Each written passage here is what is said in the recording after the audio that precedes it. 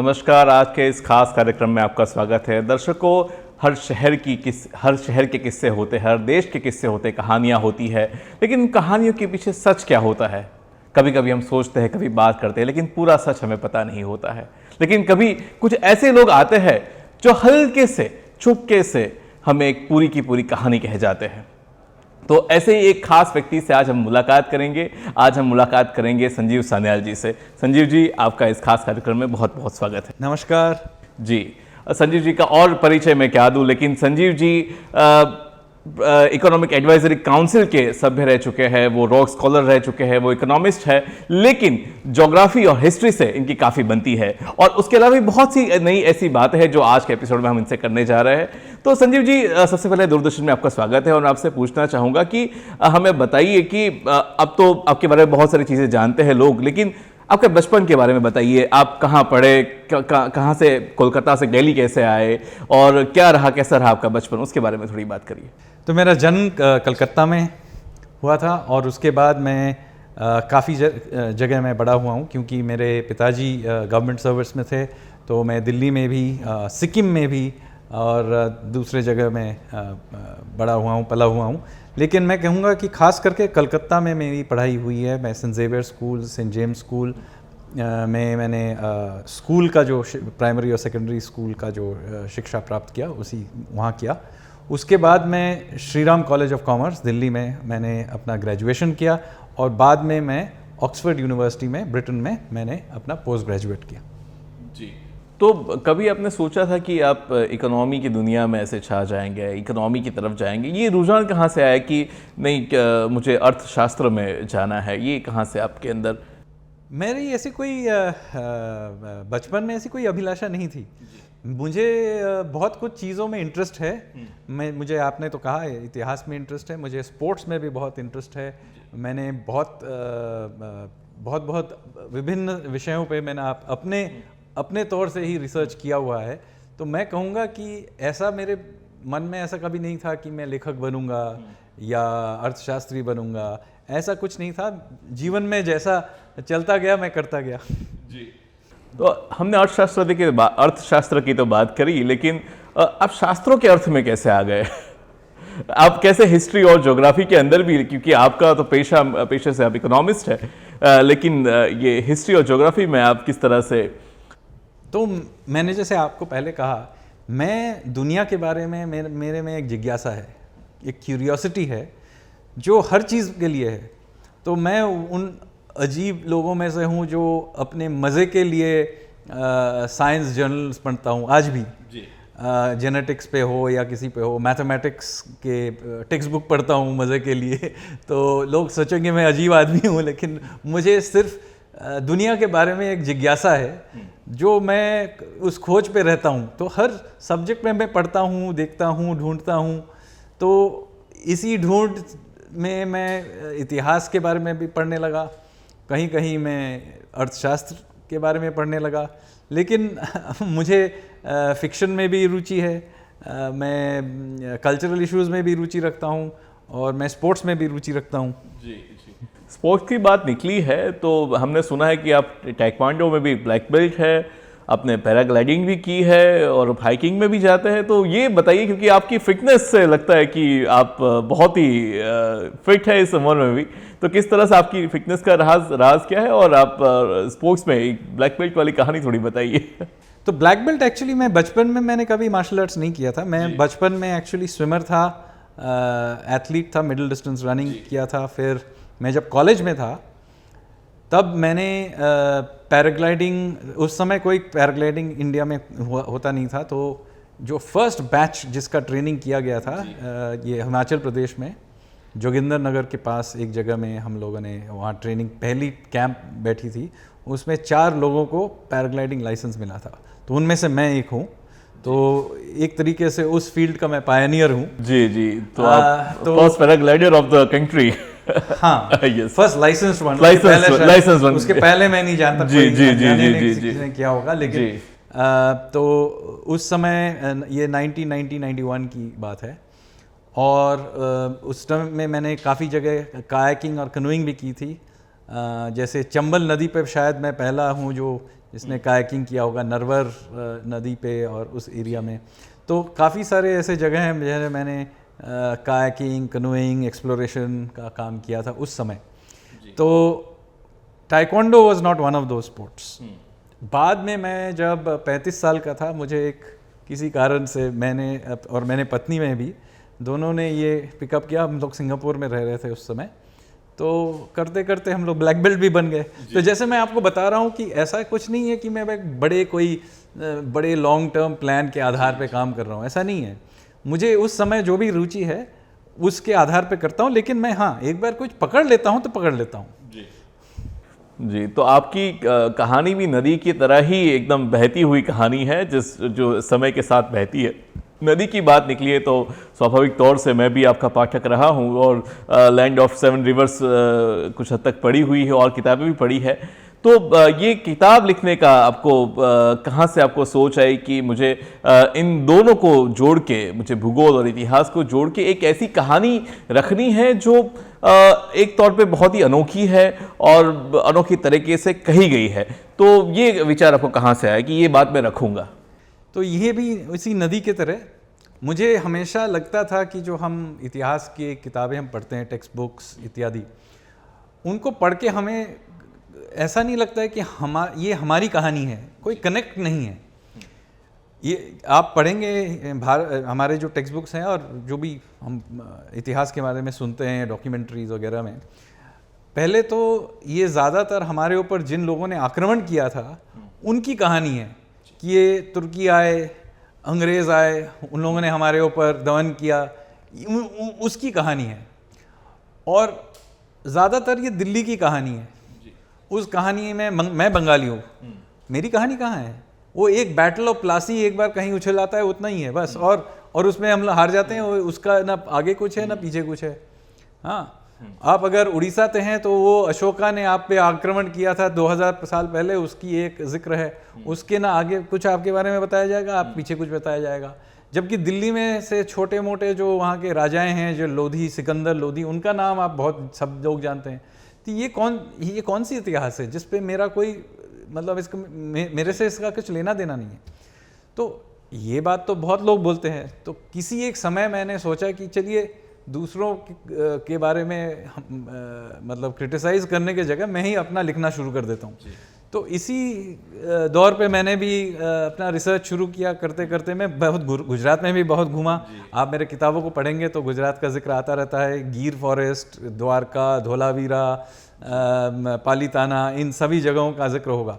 तो एक हुआ कि रिसर्च करने का भी मज़ा है, जगह जगह घूमा, मैंने देखा, लोगों से मिला, पुराने जो कहानियाँ हैं बुज़ुर्गों से सुनने का वही अवसर मिला। तो मुझे लगा कि अगर मुझे इसमें इंटरेस्ट और रुचि है तो शायद ऐसे पाठक होंगे जिनको भी इसमें इंटरेस्ट लगेगा। तो मैंने कहा कि चलो इस कहानी को मैं लिख देता हूँ। तो इसी तरीके से मैंने लिख दिया। ऐसा नहीं है कि मैंने पहले कुछ सोचा ऐसे कर किया। मैंने पहले रिसर्च किया अपने मज़े के लिए, अपने ही मतलब जिज्ञासा के लिए, फिर उसको मैंने किसी एक तरीके से लिखा। जब मैंने लिखा मैंने सोचा शायद कोई पढ़ेगा नहीं पढ़ेगा। मुझे मालूम ही नहीं था कि ये जाकर लाखों लोग इस किताब को खरीदेंगे। उस समय तो मुझे कोई जानता भी नहीं था लेखक के हिसाब से। अर्थशास्त्र में मेरा कुछ जाना माना मतलब लोग जानते थे, लेकिन लेखक के हिसाब से किसी को भी मालूम नहीं था कि मैं लेखक बन सकता हूँ। तो मैंने लिखा। तो अब वो अलग बात है कि वो उसका भी एक मतलब सक्सेस हो गया। तो उसके बाद मैंने अलग से किताब लिखे, पर मैंने फिक्शन भी लिखा। उसकी भी हम बात करेंगे। मुझे आपका ट्विटर का बायो बहुत अच्छा लगता है। ये सब लिखा है कि मैं पहले राइटर हूँ, उसके बाद इकोनॉमिस्ट हूँ। ट्विटर के लिए हाँ, जब मैं प्रधानमंत्री के आर्थिक सलाहकार के रूप में काम करता हूँ तब मैं अर्थशास्त्री हूँ, लेकिन ट्विटर में मैं लेखक हूँ। मैं इसलिए ये अलग रखना चाहता हूँ क्योंकि मैं फिर क्या होगा, मैं जो इनफॉर्मल चीज़ें बोलता हूँ ट्विटर में, बातचीत जो बैंटर रहता है, उसमें लोग कहेंगे अरे ये तो सलाहकार के रूप में कह रहा है। नहीं, मैं सलाहकार के, मैं एक नागरिक के रूप में एक लेखक के रूप में उसमें हिस्सा ले रहा हूँ उस बातचीत में। तो इसलिए मैं उन दोनों पर्सनालिटीज़ को मोटा मोटा अलग करके रखता हूँ। हाँ, कोई बहुत मेजर कुछ इशू है या मैंने कोई इंटरव्यू किया है तो उसमें भी मैं डाल देता हूँ। जी। आपकी किताबें ओशन ऑफ चन, हमारे पाठकों के लिए मैं कहूँगा कि दर्शकों के लिए समुद्र मंथन जिसके कहा है, आपको समंदर से बहुत प्यार लगता है और अभी हम साबरमती के किनारे बैठे हुए हैं और आपने गुजरात में जो है समंदर का इतना सबसे लंबा एक जो कहे कि किनारा समंदर का गुजरात के पास है। गुजरात का इतिहास भी उस समंदर के किनारे के कारण न केवल गुजरात का लेकिन भारत का इतिहास भी बहुत बदला है। तो यहाँ पे हड़प्पा की संस्कृति थी, यहाँ पे सिंधु सरस्वती की संस्कृति थी और यहाँ से हम व्यापार करते थे, मकरान से बहरीन तक, आज के जो दिलमन कहे वहाँ तक हम व्यापार करते थे। तो क्या आपका अनुभव क्या है गुजरात के साथ, एक चीज़, और दूसरा मुझे आपसे पूछना है कि इतिहास में सरस्वती नदी की हम बात करते हैं तो क्या उसका ताल्लुक है गुजरात की भूमि के साथ, खासतौर के कच्छ और सौराष्ट्र के साथ, वो जरा बताइए। पूर्ण रूप से एक संबंध है, क्योंकि हमारी जो इतिहास है और हमारी जो जलवायु है और जो भूगोल है वो सब एक दूसरे से बहुत तरीके से मिले हुए हैं। तो मैं आपको, अगर आप गुजरात को आज देख रहे हैं, यहाँ की जलवायु देख रहे हैं, इसका भूगोल देख रहे हैं, याद रखिए कि हमेशा ऐसा भूगोल ये नहीं था। आज से अगर 5,000 साल पहले जाएंगे, ये है सिंधु सरस्वती सभ्यता के समय जाएंगे, तो यहाँ का जो वातावरण था वो बहुत अलग सा था। पहले तो सौराष्ट्र और कच्छ दोनों द्वीप थे जी। हाँ, तो ये मेनलैंड से ये अलग थे, क्योंकि जो अभी आप रन ऑफ कच्छ जो कहते हैं, वहाँ जो सॉल्ट पैन्स हैं वो समुंदर था, वो सूख गया है इसीलिए वहाँ सॉल्ट पैन्स बनी हैं, लेकिन वो असलियत उसका ये है कि वो समुंदर के नीचे था और ये जो कच्छ और सौराष्ट्र हैं द्वीप थे। अब यहाँ उस समय जो वातावरण और जलवायु थी वो ज़्यादा ह्यूमिड और यहाँ रेनफॉल काफ़ी ज़्यादा था, वर्षा काफ़ी ज़्यादा मिलता था, तो इसका मतलब है ये वेट टाइप एरिया था। तो आज अगर बंगाल में जाके आप सुंदरबंस देखेंगे तो मोटा मोटा वैसा शायद यहाँ था। दूसरा है कि ये जो आप सरस्वती नदी और सिंधु नदी दोनों के जो एस्चुरीज हैं वो इस गुजरात इस एरिया में आके गिरते थे, तो उसका जो पानी भी यहीं आ रहा था। तो आप समझ सकते हैं कि ये इसका जो भूगोल है वो बहुत अलग है। तो अब आप समझ पाएंगे कि धोलावीरा को एकदम वहाँ क्यों बनाया गया, क्योंकि वो एक पोर्ट था। जैसे कलकत्ता एक पोर्ट है, रिवर लाइन पोर्ट है या एस्चुरी में पोर्ट है, उसी तरीके से धोलावीरा भी एक पोर्ट था। अभी लगता है कि अजीब जगह में जाके एक शहर बना दिया, ऐसा नहीं है। तो वहाँ से फिर कुछ व्यापारी वेस्ट जाते थे, कुछ साउथ की तरफ जाते थे। जो पश्चिम की ओर जा रहे थे, मतलब मिडिल ईस्ट की तरफ, वो लोग निकल के कच्छ और सौराष्ट्र के बीच का जो खाड़ी है उससे निकलते हुए, हाँ, वहाँ से निकलते थे। तो इसीलिए वहाँ एक कस्टम्स पॉइंट था, उसका नाम क्या था? द्वारका। हाँ, द्वारका का नाम ही है द्वार। गल्फ ऑफ कच्छ से निकल, हाँ, मतलब वहाँ से निकल के आप द्वार से कहाँ जा रहे हैं? आप जा रहे हैं बहरेन, ओमान इत्यादि के। और दूसरी तरफ लोथल, वहाँ भी एक कस्टम्स पॉइंट था। तो आपको दिख रहा है कि नक्शा कैसा है जी। और ये हज़ारों साल तक यहाँ जो ट्रेडिंग का जो कल्चर है यहाँ रहा है। फिर क्या हुआ कि एक सूखा पड़ा, बहुत भयंकर सूखा, उसमें सरस्वती नदी लुप्त हो गई। हाँ, और उसका भी महाभारत में उसका जिक्र है। और इस लुप्त हो जाने के कारण यहाँ और सूखा पड़ने के कारण यहाँ के जो शहर थे वो भी नष्ट हो गए, लोग इधर उधर बिखर गए। और फिर धीरे धीरे कुछ हद तक फिर से मतलब फिर से बारिश होने लगी, तो फिर कुछ लोग वापस भी आए।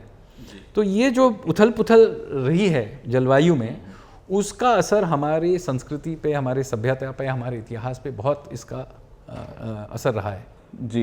हड़प्पन काल के कुछ मुद्राओं की बात करें, और एक अजीब सा सवाल मुझे आपसे ये भी पूछना है कि हम बात करें कि जो शेर है, भारतीय शेर है, वो हमें गिर के जंगलों में दिखते हैं।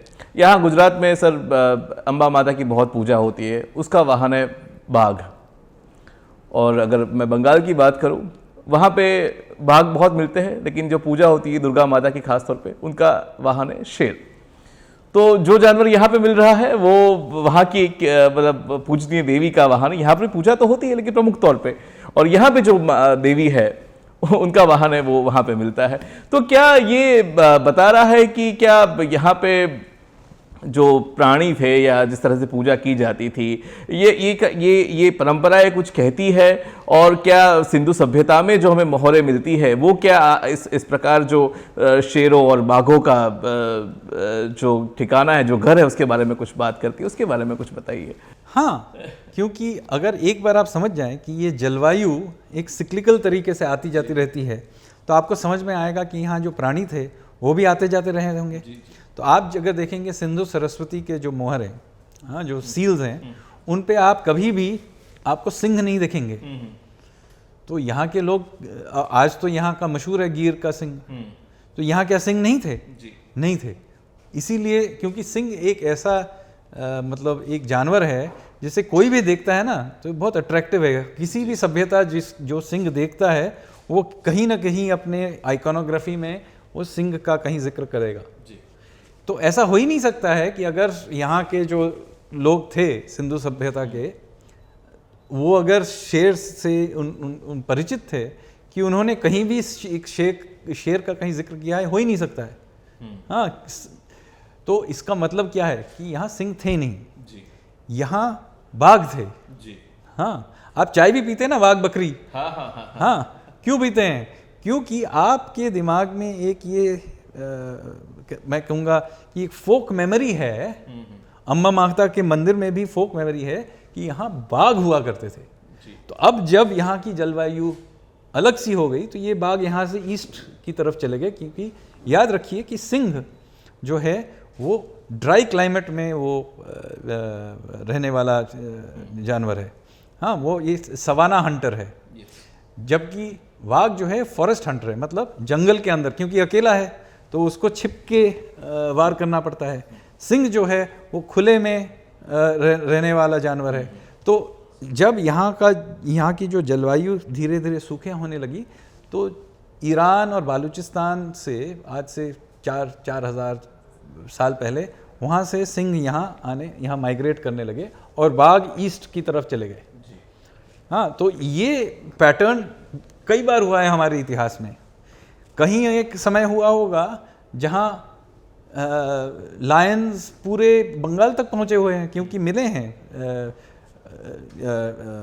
सिंह के अवशेष बंगाल में आर्कियोलॉजिकली मिले हैं, लेकिन 10,000 साल पहले। लेकिन लोगों के मन में अभी भी याद है कि सिंह यहाँ मिलता था।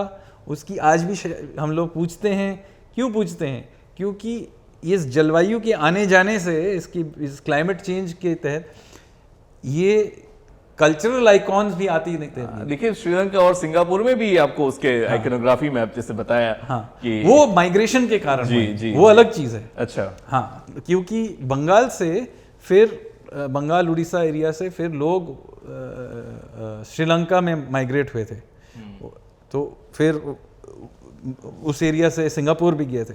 तो ये जो सिंह को पूजने का या इसको एक आइकॉन की तरफ इस्तेमाल करने का जो ये रिवाज है वो ईस्टर्न इंडिया में है।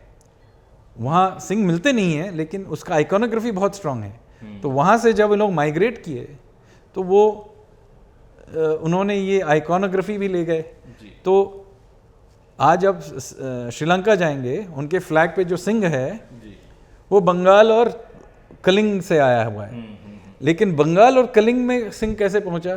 क्योंकि किसी एक ज़माने में वहाँ की जलवायु ऐसी थी कि वहाँ सिंह थे, फिर वो क्लाइमेट चेंज हो गया और इधर आ गया। यहाँ के जो सिंह थे वो बालूचिस्तान चले गए, तो फिर यहाँ का आइकॉनोग्राफी फिर वाघ हो गया, फिर बदला, फिर तो ये आता जाता हुआ ये सिस्टम है। तो उसी तहत आप अगर हमारी पुराणों में पढ़ेंगे तो आप सुनेंगे कि कि परशुराम कोंकण के समुद्र तट पर पहुंच के समुद्र को पीछे हटा दिया। हाँ, उसी के कारण ये पूरा कोंकण का जो तट है, केरल है, वो समुद्र से वापस लिया गया। दूसरा है कि द्वारका में कि समुद्र आके एक पूरे शहर को ले गया। तो ये जो आना जाना समुद्र के जो क्लाइमेटिक चेंज है, ये हमारे फोक मेमोरी में बैठा हुआ है। उसी तरीके से सरस्वती नदी लुप्त हो गई, फिर वापस आ गई, फिर वापस चली गई। तो ये महाभारत में है कि बलराम गए उस जगह जहाँ सरस्वती नदी विनाशन जगह है, जहाँ लुप्त हो रही है। हाँ, उसका जिक्र है। एक किसी समय गंगा को भी हुआ होगा, फिर हमारी भागीरथ जाके उसको वापस लाते। इसका मतलब क्या है? ये नदी किसी समय ये बह रही थी, फिर रुक गई, फिर वापस आ गई। तो आप हमारे पूरे हमारी जो पुराणों की जो कथाएं हैं उनको सुनेंगे तो आप क्लाइमेट चेंज का जिक्र उसमें कंटिन्यूअसली है। तो बहुत अच्छी बात आपने कही। जैसे नदी स्तोत्र सुक्तम में भी ये नदियों की बात उसी तरह से आती है जिस तरह से पूर्व से पश्चिम में लेकर नदियों की बात आती है। वेदों में भी सरस्वती की बात कही गई है। तो काफ़ी अच्छी बात करी। अब हम आपसे बात करना चाहेंगे आपके फिक्शन राइटिंग के बारे में और life over 2 years in other stories, और जिसके मुझे हिंदी अनुवाद का शीर्षक बहुत अच्छा लगा, फिर एक दोपहर। और उससे भी अच्छा मुझे लगा उसका जो कवर पेज है, जो मुझे पीजी वुडहाउस की याद दिलाता है। तो मुझे बताइए कि ये कहानी आपको कहाँ से मिली, और उसमें एक तो सटायर जो आप डालते हैं, जो व्यंग करते हैं, जो आजकल बहुत ही रेयर मिलता है, तो उसकी भी आप बात करिए कि ये इतिहास और भूगोल और अर्थशास्त्र के गंभीर विषयों से आप सटायर की ओर आपका क्या नज़रिया है? तो आपको जान के ताजुब होगा, तो जब मैं पहली बार किताब लिखने की मैंने सोचा, तो उस समय मैंने ये भूगोल और इतिहास और अर्थशास्त्र के बारे में मैं नहीं सोच रहा था। मैं एक शॉर्ट स्टोरीज कहानियों के एक किताब लिखने की कोशिश कर रहा था, जिसमें ज़्यादातर व्यंग पूर्वक कहानियों का जिक्र होगा। तो उस समय मैं एक एक करके अपने ही मज़े के लिए, मैंने कोई शुरू में तो मैंने कोई किताब लिखने का भी सोचा नहीं था। ऐसे ही मैंने मनी मन में 1-2 कहानियाँ लिखी। मैंने 1-2 दोस्तों को पढ़ाया, अपनी पत्नी को पढ़ाया। तो उस तरीके से मैं लिखता गया। लिखते लिखते जब 10-15 हो गए ऐसे, तो मैंने सोचा चलो मैं लिख ही दिया है तो इसको पब्लिश करके देखते हैं। तो शुरुआत में कोई मुझे जो लेखक जिसका किसी ने नाम नहीं सुना है उसको पब्लिश कराना बहुत कठिन काम है, आप जानते होंगे। किसी कोशिश, जो भी दर्शकों ने जिसने भी अपने पब्लिश करने की कोशिश की होगी उसको मालूम होगा कि शॉर्ट स्टोरीज पब्लिश करना और कविताएं पब्लिश करना मतलब बहुत ही कठिन है। और जो लेखक जिसको नाम किसी ने सुना नहीं है तो उसको तो नामुमकिन ही है। तो जो भी है, तो मैं तो उसको पब्लिश नहीं कर पाया। तो फिर लेकिन किसी ने कहा कि आप अर्थशास्त्री हैं तो आप अर्थशास्त्र पे लिखिए। तो मैंने एक किताब लिखा था, इंडियन रेनेसांस, वो ज़्यादातर अर्थशास्त्र को लेके है और वो बेस्ट सेलर भी बनी थी। तो उसके मतलब सफलता के बाद मुझे अन्य किताब लिखने का भी अवसर मिला। फिर अंत में जब मेरे बहुत सारे किताब बेस्ट सेलर हो चुके थे, तो फिर जाके पब्लिशर ने माना कि अच्छा चलो तुम, ज़्यादातर मुझे खुश करने के लिए शायद, उन्होंने कहा कि चलो हम लोग ये इस लाइफ ओवर 2 years का भी प्रकाशन करते हैं। तो ऐसा हुआ कि ये भी बेस्ट सेलर हो गया। जी जी। ठीक है। तो आपके पसंदीदा लेखक कौन है? आप किन को पढ़ते हैं, किन से आप प्रेरणा लेते हैं या आपको पढ़ना अच्छा लगता है?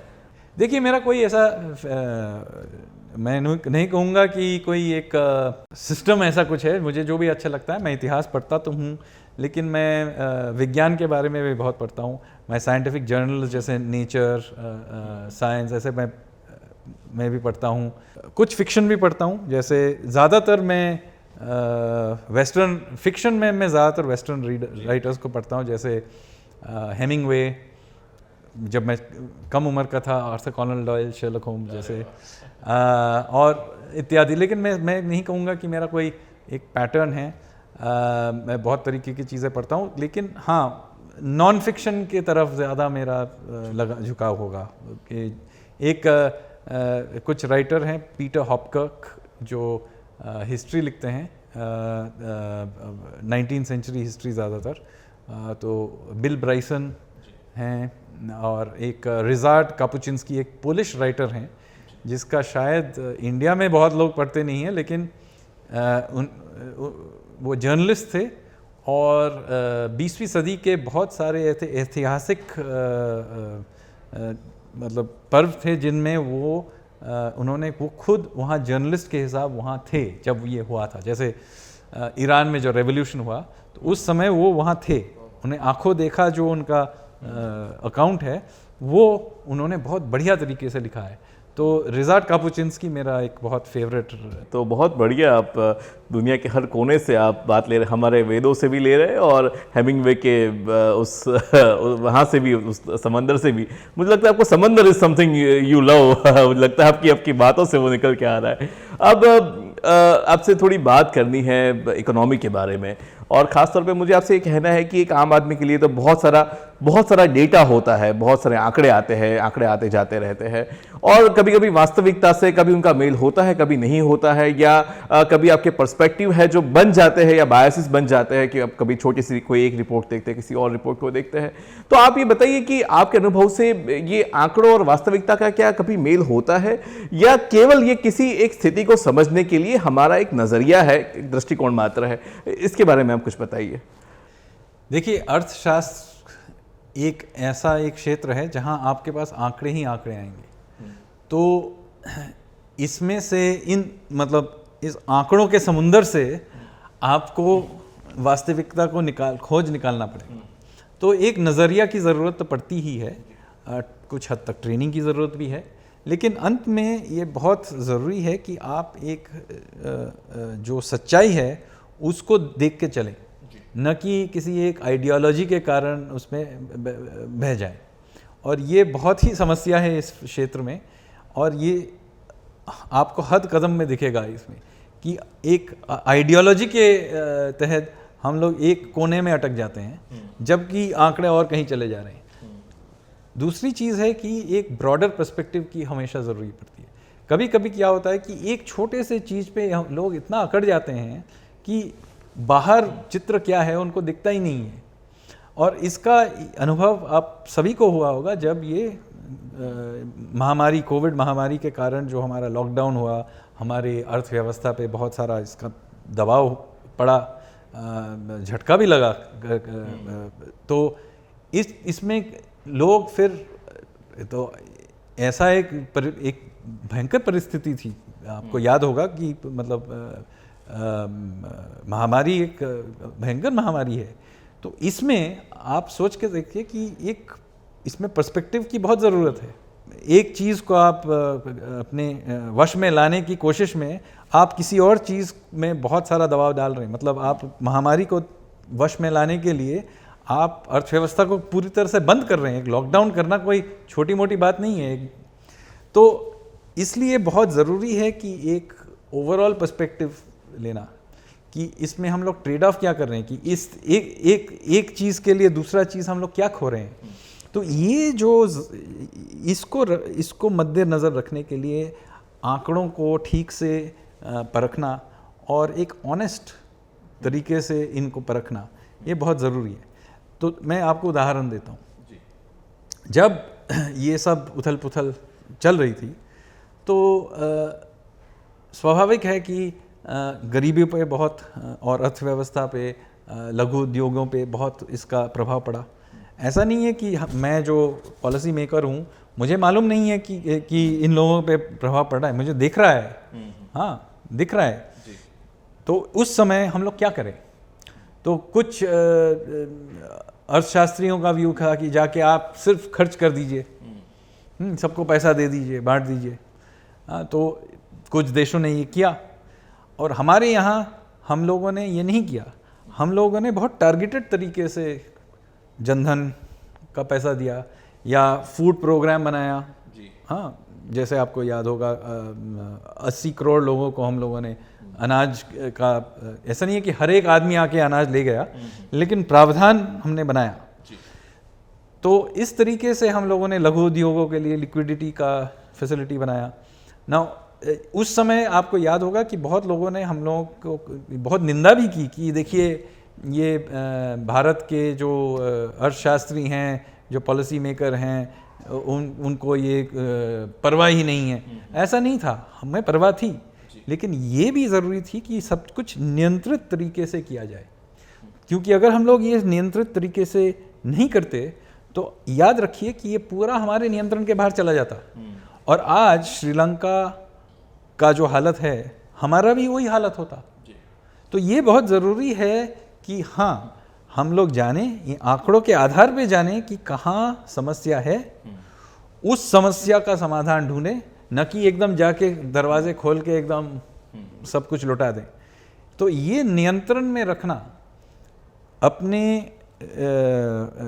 ऑब्जेक्टिव तरीके से डेटा को परखना, फिर हाँ, ये नहीं है कि हम लोग दूसरे के मतलब क्रिटिसिज्म को मतलब देखें नहीं, ये ज़रूरी है कि दूसरे की बात भी सुने, लेकिन अंत में रिस्पॉन्सिबल तरीके से जो हमारी नीतियां हैं उनको एक एक करके और डिसिप्लिन तरीके से एक एक करके उसका इम्प्लीमेंटेशन करना, ये भी बहुत ज़रूरी है। तो इस पूरे एपिसोड में एक चीज़ साफ हो गया है कि दुनिया भर के जो विशेषज्ञ हैं, अर्थशास्त्री हैं इत्यादि, जो हमें बताते हैं उनको सुनना चाहिए, लेकिन अंत में जो आदमी यहाँ बैठ के यहाँ काम कर रहा है उसकी आप कदर करें, क्योंकि अंत में वो यहाँ बैठा है, ये नाव डूबेगी तो वही उसी में बैठा है तो वो डूबेगा। हाँ, जो तट पे दूर से हमको कुछ बता रहा है उसमें इसमें कोई स्किन इन द गेम नहीं है उसका। तो ये आपने बहुत अच्छी बात कही कि जो व्यक्ति जो ज़मीन से जुड़ा है वही ज़मीन को जान सकता है। आपसे एक और बात करनी है कि हमारी अर्थव्यवस्था है वो वैश्विक तौर से जुड़ी हुई है, हम लोग एक दूसरे से जुड़े हुए हैं, और जिस तरह से विश्व के बाज़ारों का हाल है, जिस तरह से युद्ध की स्थिति चल रही है, कोरोना से हम उभरे हैं, और उसका असर कहीं ना कहीं भारतीय अर्थव्यवस्था पर दिखाई दे रहा है, खासतौर पर महंगाई के, इन्फ्लेशन के हिस्से पे। तो महंगाई अभी के स्तर पे क्यों है, और महंगाई का सामना करने के लिए किस तरह के कदम उठाए जा रहे हैं, उसके बारे में थोड़ा बताइए। देखिए, दो तरीके से महंगाई बढ़ सकती है। एक है कि हमारी सिस्टम में इंटरनल इकोनॉमी से ये महंगाई का कुछ कारण हो सकता है, क्योंकि हमारे उद्योग हैं जो उनका प्रोडक्शन में कुछ कमी है, या इंफ्रास्ट्रक्चर टूट गया है, या कुछ ऐसा हुआ है जिसके कारण से हमारे घरेलू अर्थव्यवस्था में कुछ कारण है जिससे महंगाई बढ़ रही है। दूसरा कारण है कि बाहर कुछ ऐसा उथल पुथल हो रहा है, कुछ मतलब इंटरनेशनल इकोनॉमी में कुछ कारण होंगे जिसके कारण हमारे यहाँ महंगाई बढ़ी। तो इस वक्त हम ये कह सकते हैं कि हमारे जो घरेलू अर्थव्यवस्था है वो अच्छी तरह से चल रही है। आप देखेंगे हमारे जो उद्योगपति हैं वो इन्वेस्ट कर रहे हैं, हमारे जो इंफ्रास्ट्रक्चर जो बना हुआ है पहले से कहीं अच्छा है। तो ये घरेलू कारण से कोई ये महंगाई दर बढ़ नहीं रही है। जो कारण है वो हम लोगों को तेल का जो आयात करना पड़ता है उसका हमको ज़्यादा दाम चुकाना पड़ रहा है। इसका हम लोग शॉर्ट टर्म में कुछ नहीं कर सकते, क्योंकि हम इसका आयात करते हैं, ये सच है, और हमारे देश में तेल नहीं है, ज़्यादा नहीं है, थोड़ा बहुत है लेकिन ज़्यादा नहीं है। अब लॉन्ग टर्म में हम लोग ये सोलर वगैरह लगा के शायद इससे निकल सकते हैं, लेकिन इस वक्त हम लोग कुछ नहीं कर सकते हैं। तो ये ज़रूरी है कि हम लोग इस वक्त अपने अर्थव्यवस्था पे नियंत्रण रखें, और जहाँ हो सकता है थोड़ा बहुत जितना हम लोग कर सकते हैं जिससे मतलब ग्राहकों को थोड़ा राहत मिले, जैसे हम लोग एक्साइज ने थोड़ा घटा दिया इत्यादि, उतना तक कर सकते हैं। लेकिन उसके साथ साथ रिजर्व बैंक ने भी दर बढ़ाने शुरू कर दिए हैं। आपने देखा होगा ब्याज दर बढ़ने लगे हैं, तो उसमें भी थोड़ा सा दबाव तो पड़ेगा सिस्टम पे, लेकिन अगर हम नहीं करेंगे तो फिर महंगाई दर बढ़ती जाएगी। तो हर जगह पे ये एक संतुलन बना के रखना ये काम है। इसीलिए मैं कह रहा हूँ कि ये इकोनॉमिक पॉलिसी मेकिंग में डिसिप्लिन एक बहुत महत्व रखता है, न कि हम जाके ये कर दो वो कर दो, ऐसा नहीं। ये चूंकि आपने कह रहे थे मेरा समुंदर से लगाव है, तो याद रखिए कि ये दुनिया की ये जो अर्थव्यवस्था है वो एक समुंदर है, और इसमें तूफान आते रहते हैं। हम एक जहाज में हैं, उस जहाज में इस तूफान का असर पड़ेगा, लेकिन जो इस जहाज को जो चला रहे हैं उनको कॉन्फिडेंट रहना है कि हम लोगों को इस दिशा में जाना है, उस पे मोटा मोटा ये देख रखे कि ये इस जहाज़ में कहाँ कहाँ रिपेयर करना है, रिपेयर करते रहिए, और उसका डायरेक्शन जो है उसको रखिए और मैनेज करते रखिए। बीच बीच में उथल पुथल होगा, जा तूफान आएंगे, लेकिन ऐसा भी समय आएगा जब मतलब दुनिया में ऐसी परिस्थिति होगी जहां हम तेज़ी से अर्थव्यवस्था को बढ़ा सकते हैं। इतने तूफान के बावजूद याद रखिए कि हम लोग इस साल 7.2% से रिजर्व बैंक का अनुमान है कि 7.2% से हमारी अर्थव्यवस्था आगे बढ़ेगी, और ये दुनिया का सबसे तेज़ गति है। चीन भी 4% पे अटका हुआ है, तो उसमें हम लोग 7.2% में हैं, और जाहिर है कि अगले साल भी हम लोग दुनिया के सबसे तेज़ गति से बढ़ने वाले अर्थव्यवस्था होंगे। तो हम लोग आगे बढ़ रहे हैं। हाँ, तूफानों का सामना तो करना ही पड़ता है, ये हमारा काम है, हम करते रहेंगे, लेकिन ये ज़रूरी है कि हम लोग अपने ऊपर एक संयम नियंत्रित तरीके से हम लोग आगे बढ़े, जिससे उथल पुथल रहेगी, वो तो दुनिया की ये खेल सृष्टि का नियम है, तो ये है।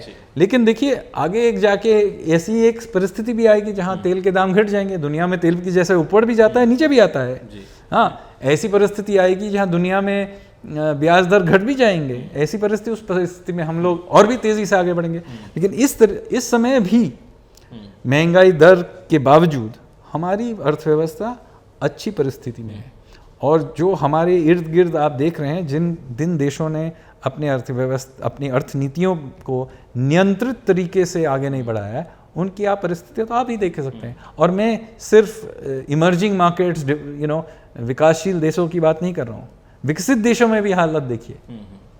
इस वक्त यूरोप में भी जो महंगाई दर है वो हमसे ज़्यादा है। इतिहास में पहली बार हुआ है कि उनकी महंगाई दर अमेरिका, यूरोप में हमारे महंगाई दर से ज़्यादा है। हाँ, हमारे यहाँ भी महंगाई को लेकर तकलीफ है, ऐसा नहीं है, लेकिन याद रखिए कि उनकी परिस्थिति और भी खराब है। तो कैसे हुई? क्योंकि वो लोग ये पिछले 2-3 साल में उनकी अर्थनीतियाँ जो थीं वो नियंत्रित रूप में उनने इम्प्लीमेंटेशन नहीं किया था। जी, आपने बहुत अच्छी बात करी, और एक आखिरी दौर में हम जा रहे हैं। आपसे ये पूछना चाहूँगा कि पिछले 50-100 साल से दुनिया बहुत खुल गई है और बाज़ार बहुत जुड़े हुए हैं, लेकिन एक और समस्या, जैसे ये हम समाधानों की तरफ जाते हैं, कोई नई चीज़ आती है, वैसे ही समस्याएं भी सामने आती है। तो विश्व की अर्थव्यवस्था में काफ़ी तौर पे देखा गया कि इनकम में, आय में डिस्पैरिटी काफ़ी देखने को मिलती है, और इसके कारण एक तरह की एक जो आर्थिक व्यवस्था है उसके सामने भी बहुत सारे प्रश्न उठते हैं। क्या हम सही दिशा में जा रहे हैं? क्या ये सही तरीका है? या इससे अगर कुछ ऐसा पैदा होते ही आर्थिक असमानता है तो उसको दूर करने के लिए क्या क्या उपाय किए जा सकते हैं? तो आप एक अर्थशास्त्री के तौर पे आप जो समस्या जो मतलब ना केवल देश के सामने लेकिन विश्व के हर बड़े देश के सामने जो चुनौती के रूप में आई है, उसका समाधान हम कैसे कर सकते हैं, उसके बारे में थोड़ा बताइए।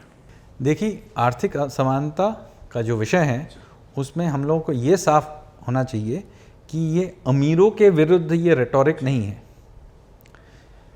अगर हमारे देश में उद्योगपति हैं और वो सफल हो रहा है तो अच्छी बात है, वो देश में हैं, वो उद्योग बढ़ा रहे हैं, वो टैक्स दे रहे हैं, उसी टैक्स के आधार पे हम लोग गरीबों को फैसिलिटी दे सकते हैं।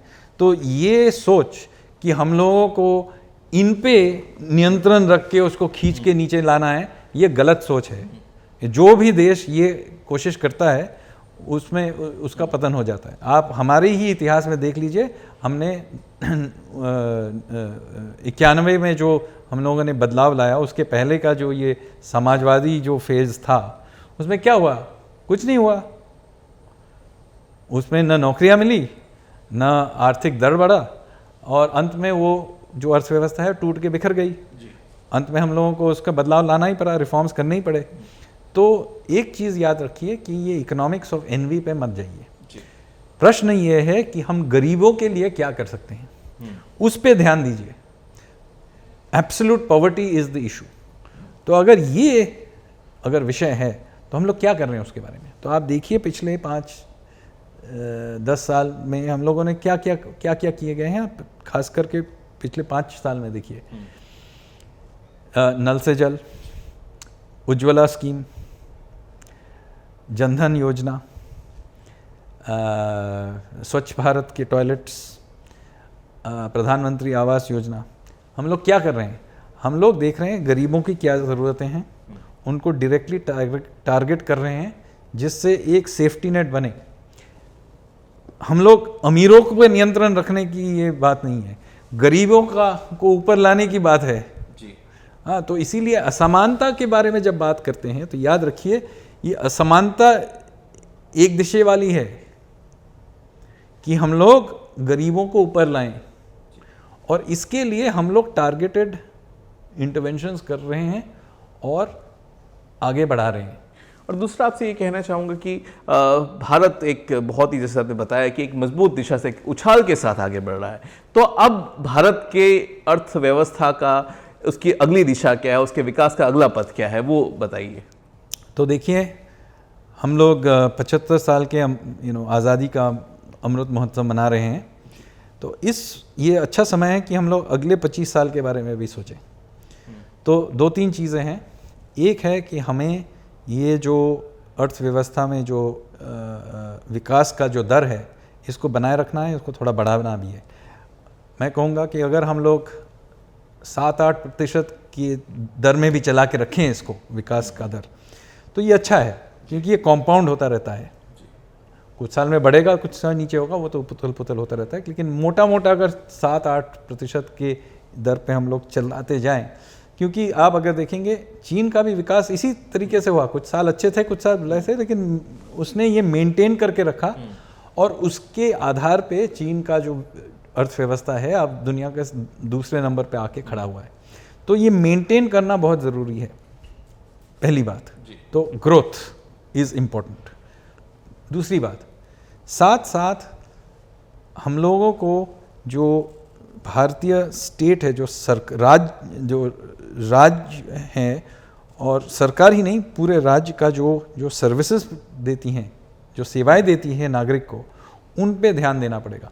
देखिए, पिछले 25 साल उन्होंने क्या किया, जो कार्य सरकार को नहीं करना चाहिए उनसे सरकार को बाहर निकाला। जैसे एयरलाइन चलाना सरकार का काम नहीं है, तो उससे बाहर निकालो। लाइसेंस परमिट देना ये सरकार का काम नहीं है, वो तो निजी क्षेत्र करे, तो उससे सरकार को बाहर निकालना। तो ये 25 साल से हम लोगों ने कर रहे हैं। आगे 25 साल में हमको उन चीज़ों को कराना है जिसको सरकार को करनी चाहिए। हाँ, भारतीय राज्य को करना चाहिए संविधान के तहत। क्या है वो चीज़ें? पहला है कि जो हमारी न्याय की व्यवस्था है उसमें सुधार लाना। One of the most important roles of the state is enforcement of contract and delivery of justice. इसमें हम लोग पीछे पड़े हुए हैं। 4 करोड़ के करीब केस हमारे न्याय व्यवस्था में अटकी पड़ी हुई हैं। ये सही नहीं है, तो इसको ठीक करना एक नंबर 1 मैं कहूँगा। अगर पहले नंबर पे हमको कोई भी सुधार लाना है तो ये न्याय व्यवस्था में लाना है, प्रथम। दूसरी, बहुत ऐसे सेवाएं हैं जो सरकार को करनी चाहिए, उसके लिए हमारी जो एडमिनिस्ट्रेटिव स्ट्रक्चर है, हमारी जो ब्यूरोक्रेसी है, वो ठीक से सेटअप नहीं है। तो एडमिनिस्ट्रेटिव रिफॉर्म्स की भी बहुत ज़रूरत है, हमें सिविल सर्विस रिफॉर्म्स की ज़रूरत है। ऐसा नहीं है कि लोगों को के मन में ऐसा होता है कि हमारा जो सिविल सर्विस है बहुत ज़्यादा बड़ा है। नहीं, एक्चुअली हमारे देश के तुलना में वो छोटा ज़्यादा है। समस्या यह है कि वो गलत चीज़ों में अटकी पड़ी हुई है। जो चीज़ करना नहीं चाहिए उसमें बहुत लोग हैं, जो चीज़ करना चाहिए उसमें लोग नहीं हैं। तो जो जैसे नगर पालिका की जो सेवाएं हैं वो ज़्यादा होना चाहिए। हमारे जो नगर के अंदर जो सड़कें हैं उनमें हमको ज़्यादा ध्यान देना चाहिए। जैसे अभी यहाँ साबरमती रिवर फ्रंट का काम आ रहा है, ऐसे हर शहर में होना चाहिए। पब्लिक प्लेसेस बनानी चाहिए, उनमें हम लोग को निवेश करना चाहिए। तो ये जो पब्लिक कम्युनिटीज़ हैं, पब्लिक फैसिलिटीज़ हैं, उनमें हमको निवेश करना चाहिए। फिर पब्लिक हेल्थ में निवेश करना चाहिए। तो मैं ये कह रहा हूँ कि ऐसी बहुत सारी चीज़ें हैं जिसमें सरकार को निवेश करना चाहिए, उसमें हमको ध्यान देना चाहिए। उनमें एक तो न्याय व्यवस्था है, लेकिन उसके अलावा मैंने कहा जैसे नगर पालिका की जो सेवाएं हैं, दूसरी तरह की सेवाएं, उन पे ध्यान देना चाहिए। और निजी क्षेत्र को अपना काम करने दीजिए। वो जो अपने उनको अगर प्रॉफिट ज़्यादा हो रहा है, बहुत अच्छी बात है, उससे हम लोगों को टैक्स और भी मिलेगा, उस टैक्स के आधार पे हम लोग सेवाएं और भी बढ़ाएंगे।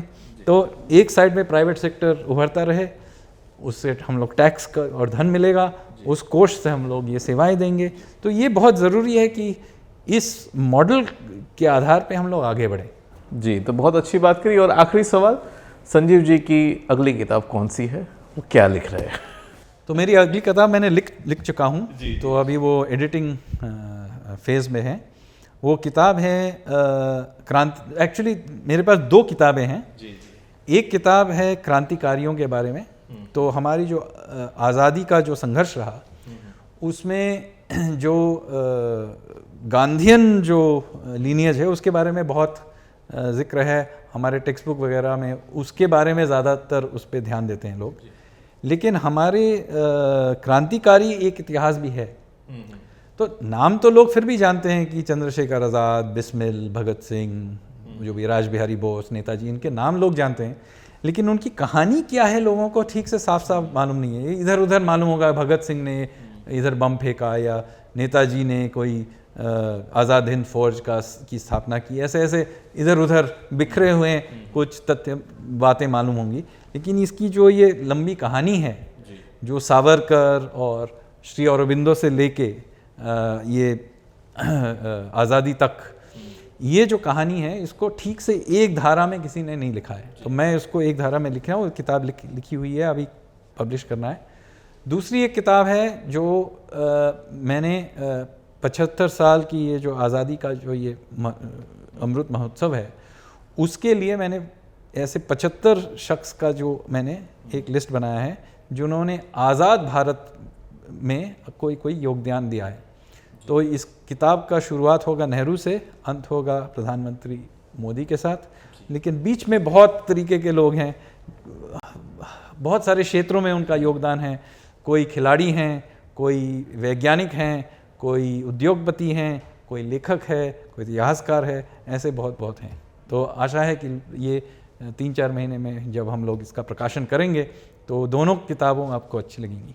जी, तो बहुत ही मज़ा आया आपसे बात करने के लिए। बहुत बहुत शुक्रिया दूरदर्शन से ये खास बातचीत करने के लिए।